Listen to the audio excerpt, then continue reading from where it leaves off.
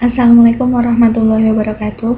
Perkenalkan, nama saya Hoirniaya. Saya dari 6 PGSDA 1 Universitas Islam Nahdlatul Ulama Jakarta. Kali ini saya akan mempresentasikan hasil artikel saya yang berjudul Memahami Karakteristik Anak Tunagrahita dan Pendampingan Belajarnya. Setiap warga negara berhak mendapatkan pendidikan yang layak, tidak terkecuali bagi mereka yang memiliki kekurangan. Negara wajib memfasilitasi layanan pendidikan yang memadai, terlepas dari keadaan fisik dan mental seorang anak, tetap memerlukan bimbingan untuk mendewasakan diri dan mensejahterakan hidupnya dalam lingkungan masyarakat. Salah satu jenis kelainan yaitu ada tunagrahita.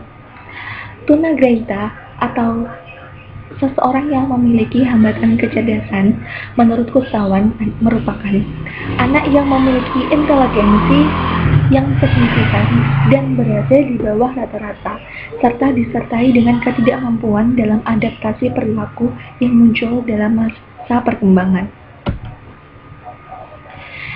Hal yang saya temui di lapangan yaitu seorang remaja yang hampir berumur 19-20 tahun yang memiliki ciri-ciri yaitu tunagrahita, kelainan tunagrahita tipe sedang. Penyandang tunagrahita dengan tipe sedang masih mampu diajak berkomunikasi, namun kelemahannya mereka tidak mahir dalam menulis, membaca, dan berhitung. Tetapi ketika ditanya siapa nama dan di mana rumahnya, akan jelas dijawab. Tingkat kecerdasan IQ berkisar 30-50. Dapat belajar keterampilan sekolah untuk tujuan fungsional, mampu melakukan keterampilan mengurus dirinya sendiri atau self-help, mampu mengadakan adaptasi sosial di lingkungan terdekat, dan mampu mengerjakan pekerjaan rutin yang perlu pengawasan. Adanya layanan pendidikan bagi anak tunagrahita tipe sedang bertujuan untuk yaitu mengembangkan potensi yang masih dimiliki secara optimal. Antara lain yaitu dapat hidup mandiri, lancar dalam kegiatan akademik, dan dapat menyesuaikan diri dengan lingkungan di mana mereka berada. Layanan pendidikan yang pertama yaitu tempat khusus. Di tempat khusus ini ada dua kategori. Yang pertama yaitu sekolah khusus dan yang kedua adalah SDLB atau sekolah dasar luar biasa. Dan selanjutnya yaitu sekolah umum dengan sistem integrasi. Yang pertama yaitu kelas biasa tanpa kekhususan dan kelas khusus. Dan untuk layanan pendidikan ini dipilih sesuai dengan tingkat IQ dari anak. Ciri dari layanan yang sesuai dengan anak tunagrahita yaitu ada 3. Yang pertama yaitu dalam memilih layanan harus bahasa yang digunakan harus sesuai. Yang kedua yaitu penempatan di kelas dan ketersediaan program khusus. Strategi pembelajaran yaitu ada 3. Yang pertama yaitu strategi yang individualisasikan. Yang kedua strategi kooperatif, dan yang ketiga yaitu memodifikasi tingkah laku. Media pembelajaran dalam pendidikan anak tunagrahita.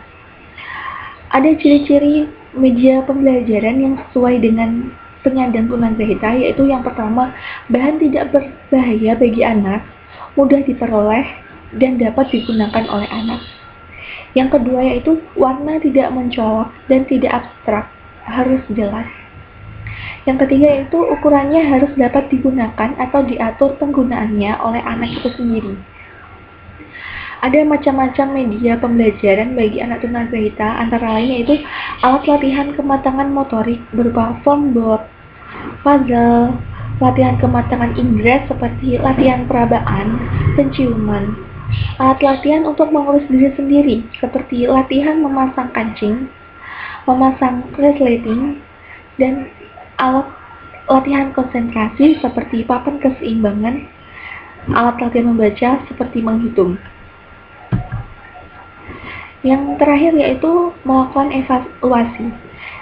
Dalam melakukan evaluasi, di sini ada 3 hal yang harus diperhatikan. Yang pertama yaitu waktu mengadakan evaluasi.